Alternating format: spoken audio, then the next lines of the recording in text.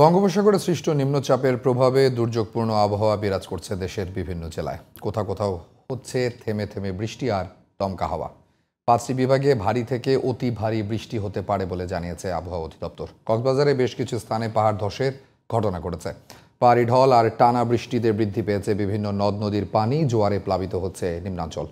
প্রতিনিধিদের পাঠানো তথ্য ও ছবিতে আরও জানাচ্ছেন আব্দুল মালেক।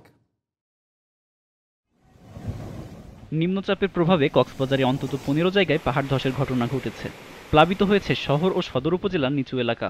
দুর্যোগ মোকাবেলায় 638টি আশ্রয় কেন্দ্র প্রস্তুত রাখছে জেলা প্রশাসন। এমন পরিস্থিতিতে 5 দিন ধরে সেন্ট মার্টিন দ্বীপের সাথে টেকনাফ নৌরুটে যাত্রী ও মালবাহী ট্রলার চলাচল বন্ধ রয়েছে। অব্যাহত রয়েছে 3 নম্বর সতর্ক সংকেত। বৃষ্টি আরও 2 দিন থাকতে পারে বলছে আবহাওয়া অফিস। কুয়াকাটার রাঙ্গাবলী উপজেলায় বাঁধ ভেঙে 10টি গ্রাম প্লাবিত হয়েছে।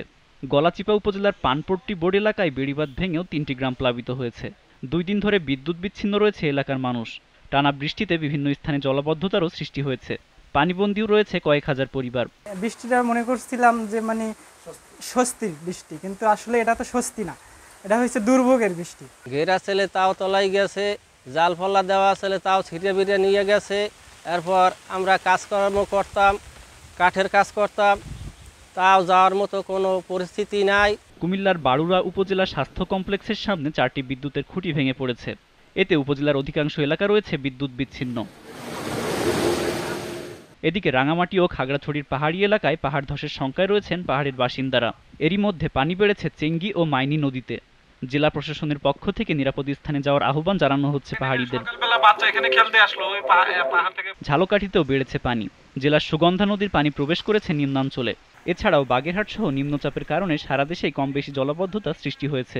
বাজারে পানিতে ভরে গেছে, এই ব্যবসায়ীদের অসুবিধা, দোকানপাট খোলা যাচ্ছে না। আমার ঘর দুয়ার বসছি তলাই গেছে, আমি কি খামু কেউ নাকি থাকবো, সব আমি তলাই গেছি, কোনো খান ঘরে নাই, কি হবো, কোনটা খামু। প্রতি বছর এই মৌসুমে আমরা 2 বার এই পানিতে প্লাবিত হই।